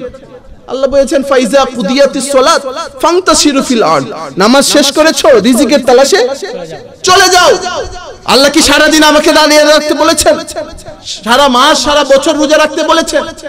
12 মাসের মধ্যে 1 মাস রোজা রাখতে বলেছেন। 24 ঘন্টার মধ্যে মাত্র 5 বার নামাজের কথা বলেছেন। আপনি তো কত কাজ করেন, সারা দিন আপনার কত ব্যস্ততা। 3 দিন ধরে প্ল্যান করছেন আগামীকাল জমি চাষ দিবেন, আছেন না এখন বুরুর সিজনে, পানি দিবেন। সকালে ঘুম থেকে উঠে আপনার প্রথম পরিকল্পনা কিভাবে বিচের মধ্যে যাওয়া যায়, ক্ষেতের মধ্যে গিয়ে হাল চাষ করা যায়। কিন্তু আপনি এত বড় নিমক হারাম, ফজরের নামাজ চলে গেল, এই কথা আপনার মনেও নাই। আপনি কত নিমক হারাম একবার চিন্তা করে দেখেছেন? জোহরের ওয়াক্ত হয়ে গিয়েছে, পেটের মধ্যে খিদা, তাড়াহুড়া করে আপনি এসে খাবার খাইছেন, কিন্তু জোহরের নামাজটা পড়ার মতো আপনার সময় হয় না। নামাজের সময় বোঝা যায় আমরা কত ব্যস্ত। 5 ওয়াক্ত তো পড়ি না, জুমার দিন যাই একটু আল্লাহর রাস্তায় যাই, 2টা রাকাত পরেই আবার চলে আসি। কথা বলেন, বোঝা যায় যে পৃথিবীর প্রধানমন্ত্রী সে, তার সময় চা নাই, 1 মিনিটও সময়। আরেকবার সুন্নত রাইছে সামনে দিয়ে জায়গা, এমন মানুষ আছে না? হ্যাঁ, আফসোস, আমরা কত অভাগা। মৃত্যুর সময় যখন এসে যাবে, আল্লাহ রাসূল বলেছেন বেনামাজি খবিসের মৃত্যুর সময় দুইটা অবস্থা হয়ে যায়। যখন নিয়ামত প্রাপ্ত বান্দাদের সময় আসে, তখন একদল জান্নাতি ফেরেশতা চক্ষু যতটুক যায় এতটুক জায়গা পর্যন্ত তার জন্য ওয়েলকাম জানাতে থাকে। সুবহানাল্লাহ। জান্নাত থেকে একটা সুন্দর সাদা কাপড় নিয়ে আসে, এসে আজরাইল আলাইহিস সালাম যখন তার রূহটা কবজ করে, তার জানটা কবজ করে, তখন সবাই এই সুগন্ধিযুক্ত কাপড়ের মধ্যে তার আত্মাটাকে রাখা হয়। ইস্তেকবাল জানিয়ে জানিয়ে হাজার হাজার ফেরেশতা আল্লাহর কাছে এই আত্মাটাকে নিয়ে যান। যাওয়ার সময় হাজার হাজার ফেরেশতা তাকে বলতে থাকে যে ভাই তোমরা আমাদেরকে একটু এই জিয়ারত করার সুযোগ দাও। তখন এই ফেরেশতারা বলেন এই আত্মা তো তোমাদেরকে দেখাই নাই, এই আত্মা যে মুমিন বান্দার আল্লাহর ওলির আত্মা তোমরা কিভাবে বুঝলা? সবাই তখন বলতে থাকে যে ভাই তুমি যখন এই আত্মাটা নিয়ে যাচ্ছ আল্লাহর কাছে, তখন এই আত্মা থেকে সুগন্ধি চারিদিকে বিমোহিত হয়ে আছে। সুবহানাল্লাহ। এই সুগন্ধি দেখেই আমরা বুঝতে পারছি একটা মুমিন বান্দার আত্মা আমরা নিয়ে গিয়েছি। যখন আল্লাহর কাছে নিয়ে যাওয়া হয়, আমার আল্লাহ বলেন আমার এই প্রিয় বান্দার আত্মাটা ইল্লিয়িন নামক জান্নাতের একটি বাগানের মধ্যে তোমরা রেখে দাও। সুবহানাল্লাহ। আর পড়ে থাকে তার দেহটা। কথা বলেন ঠিক কিনা? এই দেহটা যখন কবরের মধ্যে রাখার সময় আসে, তখন ওই কবরের পারেও অসংখ্য ফেরেশতা উপস্থিত থাকে। সুবহানাল্লাহ। সবাই ইস্তেকবাল জানিয়ে ওনাকে কবরের মধ্যে রাখা হয়। আতাহু মালাকানে ইউকিদানিহি, দুইজন ফেরেশতা আসেন, এসে তাকে উঠে বসান। তখন আমার আল্লাহ অর্ডার করেন যে বান্দা যে ইল্লিনের জান্নাতের মধ্যে আমার বান্দার আত্মাটা রেখেছিলা ফেরেশতারা, তখন তোমরা আমার এই প্রিয় বান্দার আত্মাটা তার মধ্যে আবার কি করো? ফিরিয়ে দাও। তখন ফেরেশতা এসে প্রশ্ন করে মার রাব্বুকা ওয়া মা দীনুকা ওয়া মান নাবিয়্যুকা, তিনটা প্রশ্নের সঠিক উত্তর এই আল্লাহর ওলি দিতে পারে কি পারে না? কথা বলেন পারে কি পারে না? কারণ বলে দিয়েছেন, আল্লাহ আগেই বলে দিয়েছেন তাদের কোনো ভয় নাই। তখন তাদের এই উত্তরের সাক্ষী হয়ে আমার আল্লাহ বলেন হে ফেরেশতারা আর কোন প্রশ্ন আমার বান্দারে কইরো, আমার বান্দা যা বলেছে সত্য বলেছে। সুবহানাল্লাহ। তখন আর তাকে আমার আল্লাহ ডেকে ডেকে বলেন আমার এই বান্দাকে তোমরা আর স্বাভাবিক বিছানার মধ্যে মাটির মধ্যে রাখো, জান্নাতি বিছানা তার জন্য বিছিয়ে দাও। তার শরীরের পোশাকটা আর সাদা পোশাক রাখো না, আমার জান্নাত থেকে পোশাক এসে তাকে পরিয়ে দাও এবং তার সাথে জান্নাতের একটা দরজা খুলে দাও। সুবহানাল্লাহ। আর যখন খবিস আত্মা বের করা হয়, তখন ছালা জাতীয় একটা চোট নিয়ে কয়েকজন ফেরেশতা আসে, তার এই দুর্গন্ধযুক্ত আত্মাটাকে নিয়ে যায়। আল্লাহর কাছে যখন নিয়ে যেতে চায়, তখন আল্লাহ বলেন এই আত্মাটাকে তোমরা সিজ্জিন নামক একটা জাহান্নামের গর্তের মধ্যে তার আত্মাটাকে রেখে দাও। ফেরেশতারা তখন যাকে প্রশ্ন করে সে বলে মার রাব্বুকা ওয়া মা দীনুকা, তার লা আদরি, আমি তো চিনি আমার তো আল্লাহকে নবীকে, যে এই দুনিয়াতে আল্লাহ চিনবে না, নবীর পথে চলবে না, সেই উত্তর দিতে পারবে? আমরা তো মিথ্যা কথা বলি। যখন কবরের মধ্যে রাখি বিসমিল্লাহি ওয়া আলা মিল্লাতে রাসূলিল্লাহ, কিন্তু সারা জীবনে তো রাসূলের মিল্লাতের উপর আপনার জিন্দেগি যায় নাই। কবরের মধ্যেও তো রাসূলের কুলে শুপে আপনার মতো পাপিষ্ঠকে রাসূল সহ্য করবেন? আল্লাহ রাসূল বলেছেন আল কবরু রাউদাতুম মিন রিয়াজিল জান্নাহ আও হুফরাতুম মিন হুফারিন নিরান। কবর দুই অবস্থায় হয়। কারো কারো কবর, যদিও বা আমরা কবর দেখি সাধারণ মাটির ঘর দেখি, কিন্তু আল্লাহ রাসূল বলে দিয়েছেন আল কবরু রাউদাতুম মিন রিয়াজিল জান্নাহ, আমার প্রিয় বান্দার কবর হয়ে যায় জান্নাতের বাগান। সুবহানাল্লাহ। আও হুফরাতুম মিন হুফারিন নিরান, আর পাপিষ্ঠ বান্দার কবর হয়ে যায় জাহান্নামের একটা টুকরা। নাউযুবিল্লাহ। তাহলে আমরা জান্নাতি জীবন চাই কি চাই না? আমরা আল্লাহর প্রিয় হতে চাই কি চাই না? তাই আজকে এই মাহফিল থেকে আমি আপনাদের কাছে অনুরোধ করতে চাই, এখনো যারা আল্লাহকে ভুলে গিয়েছেন, আল্লাহকে চিনেন নাই, আল্লাহর পথ ছেড়ে দিয়েছেন, নামাজ ছেড়ে দিয়েছেন, হজ ছেড়ে দিয়েছেন, আল্লাহকে ডাকা ছেড়ে দিয়েছেন, আজকে থেকে এই মাহফিল থেকে প্রতিজ্ঞাবদ্ধ হন যে আল্লাহ আমি আগামী কাল থেকে এক ওয়াক্ত নামাজ আর ছাড়বো। আমার সামনে হয়তো অনেকেই বসে আছেন এশার নামাজও পড়েন নাই, হয়তো একটা মাহফিলের আয়োজন হয়েছে এসেছেন, কিন্তু আপনার কলবটা শক্ত হয়ে গিয়েছে। কলবের কথা, কোরআনের কথা, উলামায়ে কেরামের কথা আপনার অন্তরে আঘাত আনে না। আল্লাহ বলে দিয়েছেন কোরআনের মধ্যে অত্যন্ত কঠিন ভাষায় যে ফি কুলুবিহিম মারাদুন, এ সকল বান্দাদের কলবের মধ্যে মোহর পড়ে যায়। যে কলবের মধ্যে মোহর পড়ে যায়, এই কলবে আল্লাহর কথা ভালো লাগে না। যতই নামাজের কথা বলি, যতই রোজার কথা বলি, যতই আল্লাহর কথা বলি, তখন আর তার অন্তরে এই কথা আঘাত লাগে না। কিন্তু ঈমানদার যদিও গুনাহগার হয়, তখন যখন আল্লাহর কথা শুনে তখন তার অন্তরে কষ্ট লাগে, আঘাত লাগে। রাতে ঘুমিয়ে তো কত কিছুই চিন্তা করেন, বাড়ি কিভাবে হবে, ব্যবসা কিভাবে চলবে, ছেলে বিদেশ কিভাবে যাবে, মেয়ে কিভাবে বিয়ে দিবেন, কত চিন্তা করেন। কিন্তু কখনো ঘুমিয়ে চিন্তা করেন না যে হায় রে আমার বাবা চলে গেল, দাদা চলে গেল, চাচা চলে গেল। যুবক, আজকে তারুণ্য, আমার সামনে অনেক যুবক বসে আছে। গতকালকের ঘটনা বলছি, আমাদের থেকে আরো ছোট, আমাদের এলাকার চুনারঘাটের একটা ছেলে 7 তারিখ সে কানাডা যাওয়ার কথা, ভিসা অলরেডি চলে এসেছে যতটুকু আমি শুনেছি ফেসবুকের কল্যাণে। গতকাল গিয়েছে সিলেট ভিসা আনার জন্য, যাওয়ার পথে অশ্লীল ভাবে মানে উচ্ছৃঙ্খল ভাবে মোটর বাইক নিয়ে চালানোর জন্য জায়গার মধ্যে স্পট ডেট। 2টা ছেলে কি হয়েছে, জায়গার মধ্যে স্পট ডেট হয়ে গিয়েছে। যুবক, তুমি ভাবছো তোমার শরীরের মধ্যে আজকে তারুণ্য, কালকে যে তুমি কবরে থাকবে না এই কোনো গ্যারান্টি। তোমার সারাটা দিন অশ্লীলতার মধ্যে কেটে যায়, এই ফোনের মধ্যে, বাজে চ্যাটিংয়ের মধ্যে, বাজে দৃশ্য নাচানাচি দেখার মধ্যে তোমার 24 ঘন্টা কেটে যায়। একটাবার তুমি আল্লাহর দিকে ঝুঁকো না, ভাবো আজকে শরীরে জোর আছে, কালকে যে এই শক্তি থাকবে এর কোনো গ্যারান্টি। হে যুবক, তোমাকে বলছি, আমি একজন যুবক হিসেবে তোমাকে বলছি, যৌবন আল্লাহ দিয়েছেন আল্লাহর ইবাদত করার কথা বলেন, ঠিক কিনা? जिंदगानी और जवानी की 2 दिन की है, अल्लाह अल्लाह करो, अल्लाह अल्लाह करो। কিন্তু আমাদের মনে হয় যে আমরা আজীবন যুবক থাকব। এই মাস্টার ভাইও তো যুবক ছিল, মাস্টার ভাই যুবক ছিল না? যুবক ছিল। এই মুরব্বী বাবা উনিও তো যুবক ছিলেন, ওনাকেও বৃদ্ধ হতে হয়েছে কি হয় নাই? বড় ভাই হয়েছে। তোমার এখন সিজদা দেওয়ার বয়স, তোমার এখন আল্লাহর প্রিয় হওয়ার বয়স। এই ভাই সিজদা দিলে আল্লাহ যতটা খুশি হবেন, তুমি সিজদা দিলে আল্লাহ 80 গুণ বেশি খুশি হবেন। সুবহানাল্লাহ। বৃদ্ধ বয়সে একবার আল্লাহ ডাকলে একবার সিজদা দেয়, আল্লাহ ডাকের জবাব দেন। আর যুবক অবস্থায় আল্লাহকে একবার ডাকলে 80 বার আল্লাহ জবাব দেন। সুবহানাল্লাহ। আল্লাহ রাসূল হাদিসে পাকে ইরশাদ করছেন, সাবআতুন ইযিল্লুহুমুল্লাহু ফি জিল্লিহি ইয়াওমা লা জিল্লা ইল্লা জিল্লুহু। কাল হাসরের ময়দানে আল্লাহর আরশে আজিমের ছায়া ছাড়া আর কোনো ছায়া থাকবে না।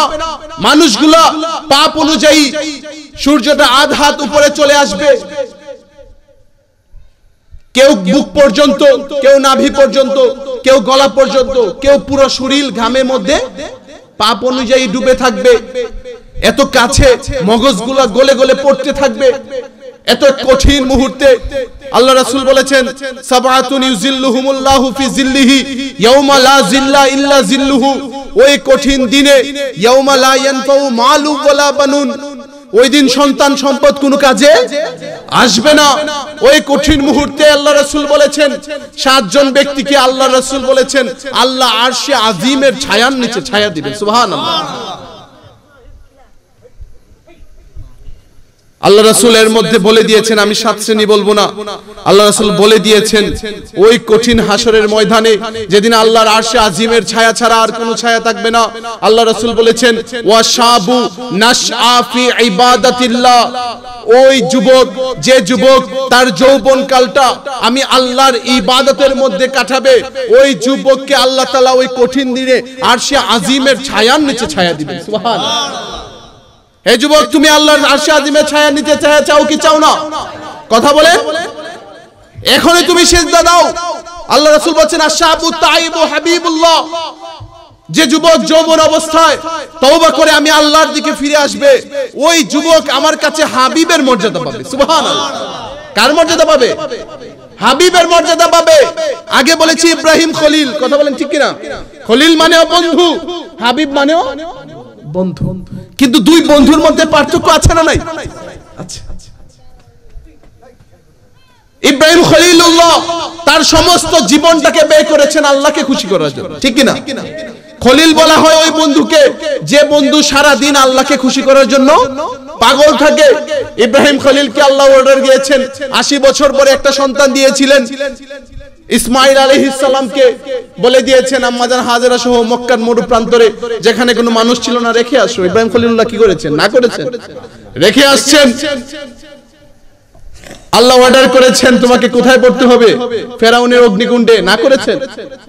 ইসমাইলকে জবে করতে হবে, না করেছেন? কোন কাজে ইব্রাহিম খলিলুল্লাহ না করে আল্লাহ বলে দিয়েছেন ওয়াইজিবতালা ইব্রাহিম রাব্বুহু বিকালিমাতিন, আমি আল্লাহ ইব্রাহিমকে অসংখ্য পরীক্ষা করেছি, তারপরে সব পরীক্ষায় আমার ইব্রাহিম পাস করেছে। সুবহানাল্লাহ। তারপরে আমি আল্লাহ ঘোষণা দিয়েছি ইন্নী জাইলুকা লিন্নাসি ইমামা, তারপরে আমি আল্লাহ অর্ডার দিয়েছি যে তোমাকে আমি মানব জাতির ইমাম বানিয়েছি। সুবহানাল্লাহ। তারপরে ইব্রাহিমকে আল্লাহ খলিল উপাধি দিয়েছেন। কিন্তু আমার রাসূল হচ্ছেন হাবিবুল্লাহ। হাবিব বলা হয় ওই বন্ধুকে যে বন্ধুকে খুশি করার জন্য স্বয়ং আল্লাহ পাগল থাকেন। সুবহানাল্লাহ। কথা বলেন, একজন আল্লাহকে খুশি করার জন্য পাগল থাকে, আর একজনকে খুশি করার জন্য আল্লাহ পাগল থাকে। সুবহানাল্লাহ। আমার রাসূল হেঁটে যান রাস্তা দিয়ে, আল্লাহ রাসূল বাইতুল মুকাদ্দাসের দিকে নামাজ পড়েন। আমাদের প্রথম কিবলা বাইতুল মুকাদ্দাস কিনা? হ্যাঁ, ইসলামের প্রথম যুগে বাইতুল মুকাদ্দাসের দিকে রুখ করে মানুষগুলো নামাজ পড়তো। আল্লাহ রাসূলের বাইতুল মুকাদ্দাসের দিকে রুহ করে নামাজ পড়তে ভালো লাগে না। আল্লাহ রাসূলের মন চায় বাইতুল্লাহ শরীফ আল্লাহ রাসূলের জন্মস্থান। কথা বলেন ঠিক কি না? আল্লাহ রাসূল এখানে বড় হয়েছেন, নবুয়ত পেয়েছেন। আল্লাহ রাসূলের মন চায় যে আল্লাহ যদি বাইতুল্লাহটা কিবলাটাকে ঘুরিয়ে বাইতুল মুকাদ্দাস থেকে বাইতুল্লাহর দিকে করে দিতেন। আল্লাহ রাসূলের মনে মনে এই কথা আল্লাহ জানেন কি জানেন না? কথা বলেন, জানেন কি জানেন না? বন্ধুর মনের কথা আল্লাহ জানেন কি জানেন না? আল্লাহ রাসূল হেঁটে যান আর শুধুমাত্র আকাশের দিকে তাকান। আমার আল্লাহ কোরআনে নোট করে কদ নারা তাকাল্লুবা ওয়াজহিকা ফিস সামাই ফালা নুওয়াল্লি আন্নাকা কিবলাতান তারদাহা ফাওয়াল্লি ওয়াজহাকা শাতরাল মসজিদিল হারাম। হে রাসূল, আপনি তো বারবার আকাশের দিকে চাচ্ছেন। কদ নারা তাকাল্লুবা ওয়াজহিকা ফিস সামাই, বারবার আকাশের দিকে তাকান। ফালা নুওয়াল্লি আন্নাকা কিবলাতান তারদাহা, আপনার মনের ইচ্ছা যেন আমি আল্লাহ কিবলাটাকে ঘুরিয়ে বাইতুল মুকাদ্দাস থেকে বাইতুল্লাহর দিকে করে দেই।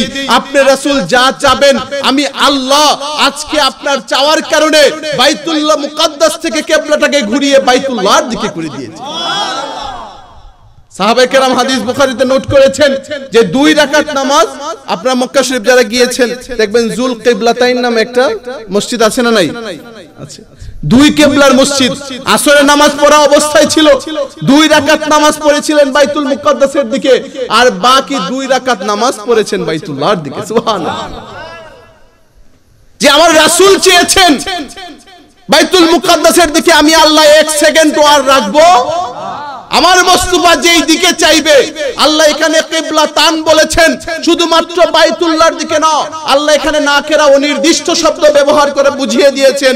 হে দুনিয়ার মানুষ জেনে রাখো, কিবলা তান আমি আল্লাহ বলেছি শুধুমাত্র বাইতুল মুকাদ্দাস কেন, আমার রাসূল যেই দিকে চাবেন শুধুমাত্র বাইতুল্লাহ না, আমার রাসূলের চাওয়া অনুযায়ী যদি অন্য কোথাও চাইতেন আমি আল্লাহ কিবলাকে সেই দিকেই ঘুরিয়ে দিতাম। সুবহানাল্লাহ।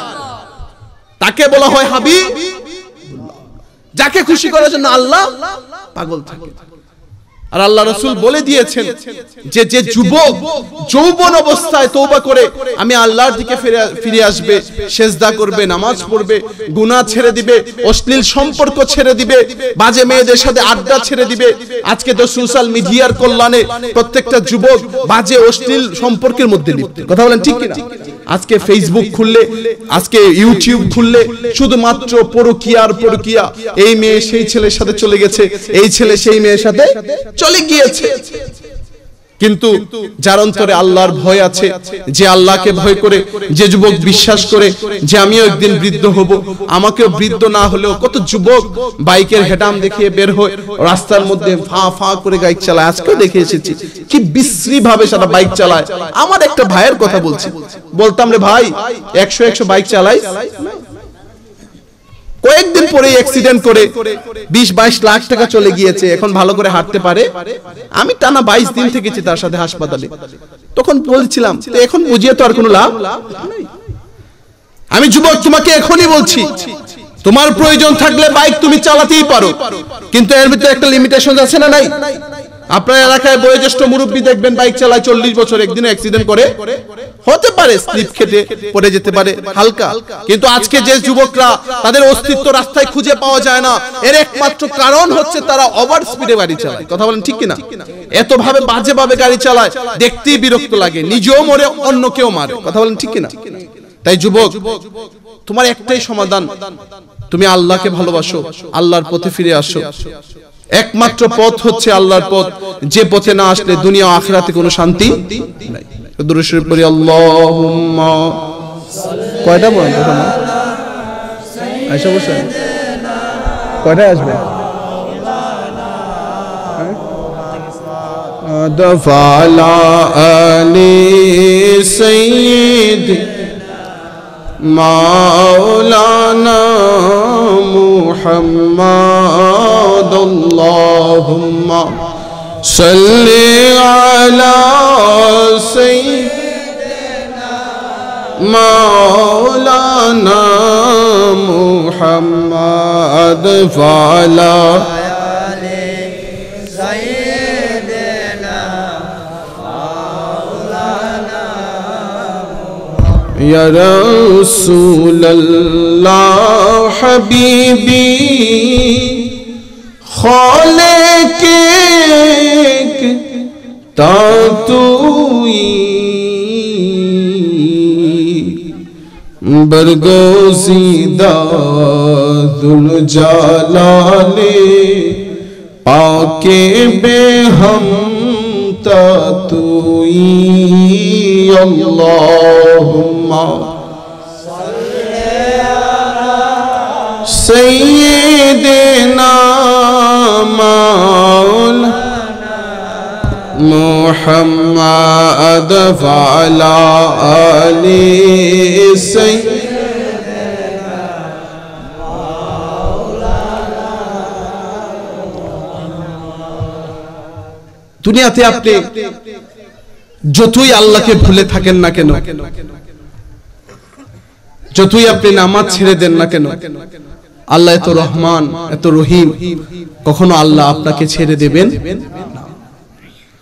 আল্লাহ কোরআনের মধ্যে বলেছেন, ইয়া আইয়ুহাল ইনসান মা গররাকা বিরাব্বিকাল কারীম, হে মানুষ, আমি আল্লাহ তোমার এত দয়ালু, এত করিম রব, আমার থেকে তোমাকে কিসে ভুলিয়ে রেখেছে? তুমি কেন আমি আল্লাহকে ছেড়ে দিয়েছো? শয়তান যখন বলেছিল যে আল্লাহ তুমি আমাকে শক্তি দাও, আমি মানুষের রোগে রোগে ঢুকবো, মানুষের রন্ধ্রে রন্ধ্রে ঢুকবো, সরল মনা মানুষকে পথভ্রষ্ট করে জাহান্নামে নিয়ে যাব। প্রত্যেকটা মানুষকে আমরা যে গুনাহ করি, কে গুনাহ করায়? কে করায়? আমাদের দুশমন কয়জন? আমাদের দুশমন দুইজন, একটা হচ্ছে শয়তান, আর শয়তান থেকেও বড় দুশমন হচ্ছে আমাদের নফস, নফসে আম্মারা। এটা কিন্তু শয়তান থেকে আরো বড়। যে দুশমন শয়তান রে শয়তান করছে, যে দুশমন, আপনি কি কখনো চিন্তা করে দেখেছেন যে শয়তান কিভাবে শয়তান হইল? তখন তো আর কোন শয়তান ছিল, তাহলে এর কে পথভ্রষ্ট করছে? হ্যাঁ, প্রশ্ন একটা জাগে না যে শয়তান তো যখন আল্লাহ বলছিলেন উসজুদু লি আদম ফাসাজুদু ইল্লা ইবলিস, ওই দিন সমস্ত ফেরেশতা আদমরে কি করেছিল? কি করেছিল? সিজদা করেছিল। একমাত্র ফাসাজুদু ইল্লা ইবলিস, ইবলিস ছাড়া সবাই কি করেছিল? আল্লাহ সিজদা করেছিল। তখন আবা ওয়াস্তাকবার ওয়া কানা মিনাল কাফির, সে অহংকার প্রদর্শন করেছিল। আল্লাহ তাকে কি করেছেন? কাফেরদের অন্তর্ভুক্ত করে তাড়িয়ে দিয়েছেন। কিন্তু যখন আল্লাহ বলেছিলেন উসজুদু লি আদম, হে ফেরেশতারা তোমরা আমার আদমকে সিজদা করো, তখন তো আর কোন শয়তান, তখন কি শয়তান ছিল? তাহলে শয়তানের মনে কুমন্ত্রণা কে দিল? আমাদের জানি বলছেন আল্লাহ রাসূল, আশ-শাইতানু জাসিমুন আলা কলবি ইবনু আদম ফাইজা যাকারা খানাসা ওয়াইজা গাফালা ওয়াসওয়াসা। প্রত্যেকটা মানুষের কলবের মধ্যে শয়তান বাসা বাঁধে। কি বাঁধে? কলব আপনি দেখবেন যে নামাজের কথা আপনার ভালো লাগে, রোজার কথা ভালো লাগে না, কিন্তু দোকানের মধ্যে চায়ের দিকে টিভির দিকে 1 ঘন্টা 2 ঘন্টা চাইতে ভালো লাগে না? হ্যাঁ, ক্রিকেট খেলা রাত 3টা বাজে ফজরের আজানের সময় উঠতে ভালো লাগে, কিন্তু ফুটবল খেলার সময় 3টার সময় লাফ মারে উঠে না? আপনি আমার কথা মনে কষ্ট হইতেছে আপনাদের, আপনি বুঝেন আমার কথা, বুঝেন যে নামাজের 2 রাকাত পড়লে যেমন একটা অশান্তি, ইমাম সাহেব যদি 3 রাকাত সুবহানাল্লাহ আল্লাহ যা কোনোভাবে 5 বার বলে ফেলে, পরের দিন মিটিং হয়ে যায়। হ্যাঁ, ইমাম সাহেব নামাজে দেরি করে, সূরা দেরি পড়ে। আপনাদের এলাকাতে সব আল্লাহর ওলি বলে না, মনে আমরা এলাকাতে অনেকে যে হুজুর আমি তো মসজিদের সভাপতি, ইমাম সাহেব হুজুর একটু বেশি লম্বা কেরাত পড়ে, তাই না? একটু শুরু করতে একটু তাই দেখি বেশি সময় সেজদার মধ্যে একটু, আমরা তো বিভিন্ন কাজ থাকে, মুরব্বীরা এর কাজ কি দা আসলে ওইটাই থেকে বই খাজিগিল বাজারও আয় কটার সময় আয় 12টা, এর কাজ এটাই। এই যে আমি আপনাদেরকে বোঝানোর চেষ্টা করতেছি কোন জিনিসটা, এই যে আপনার অন্তরে ভালো আর খারাপ লাগাটা, মানে গুনাহের দিকে যে আপনার একটা মন চায় সব সময়, মোবাইলের দিকে ঘন্টার পর ঘন্টা। একটা ছেলে ফেসবুকে পোস্ট করছে 7টার সময় পড়তে বসেছিলাম, 4 ঘন্টা পড়ছি, ঘড়ির দিকে 4 দিকে 8টা বাজে। কয়টা বাজে? 8টা বাজে। আর মোবাইল নিয়ে বইলাম 7টা বাজে, 10 মিনিট দেখছি না, দেখি 10টা বাজে। বুঝছেন কথা? এক হইতাছে যে পড়তে বসলাম সন্ধ্যা 7টা, 4 ঘন্টা পড়ি দেয়া সময় হইছে কয়টা? মানে 1 ঘন্টা পড়া এর কাছে মনে হইছে কয় ঘন্টা? 4 ঘন্টা। আর কয় মোবাইল নিয়ে বইলাম 9টা রাত, 10 মিনিট মোবাইল টিপছি না, সময় হইছে কয়টা? 12টা হয়ে গেছে। কি এক আজব সমস্যা না? এই যে সমস্যাটা এখন বুঝতে পারতেছেন যে জুম্মার মসজিদে গেলে 2 রাকাত নামাজ পড়তে আমাদের অশান্তি শুরু হয়ে যায়, আমাদেরকে কে যেন ডাকে, বের হয়ে যাও, তোমার কত কাজ। এই বের হয়ে যেতে বলে আমাদেরকে শয়তান, কথা বলেন ঠিক কিনা? আমাদের নফসে আম্মারা আমাদেরকে সব সময় ধোঁকা দেয়, আমাদেরকে ধোঁকা দিতে দিতে জাহান্নামের দ্বার প্রান্তে নিয়ে যাচ্ছে। আল্লাহ রাসূল বলে দিয়েছেন যে আল্লাহ তাআলা তখন শয়তানকে বলেছিলেন যে তুমি হয়তোবা আমার বান্দাকে 80 বছর ধোঁকা দিবে, তাকে পথভ্রষ্ট করে নিয়ে যাবে, তাকে তুমি জাহান্নামের দ্বার প্রান্তে নিয়ে যাবে, কিন্তু আমার বান্দা 80 বছর বেনামাজি ছিল, 60 বছর বেনামাজি ছিল, আমার আল্লাহকে ভুলে গিয়েছিল। একটা বার যদি তার অন্তরে আমি আল্লাহর প্রতি দরদ চলে আসে, আমি আল্লাহর মহব্বত চলে আসে, আমার নবীর ভালোবাসা চলে আসে, একটা দিন 80 বছর পরেও যদি সে কোনো এক রাতে সেজদায় অবনত হয়ে 1 ফোঁটা চোখের পানি ফেলে আমি আল্লাহর কাছে তওবা করে, আমি আল্লাহ তার 80 বছরের সমস্ত গুনাহকে মাফ করে দিব। জবান ছেড়ে বলেন সুবহানাল্লাহ। ঘোষণা দিয়েছেন কে? করতে পারেন কি পারেন না? আল্লাহ রাসূল বলে দিয়েছেন তওবাকারী বান্দাকে আল্লাহ সবথেকে বেশি পছন্দ করেছেন। আল্লাহ কোরআনে বলেছেন ইন্নাল্লাহা ইউহিব্বুত তাওয়াবিন ওয়া ইউহিব্বুল মুতাতাহহিরিন, আমি আল্লাহ ওই সকল বান্দাদেরকে সবথেকে বেশি ভালোবাসি যে বান্দা গুনাহ করে আর আমি আল্লাহর কাছে তওবা করে। সুবহানাল্লাহ।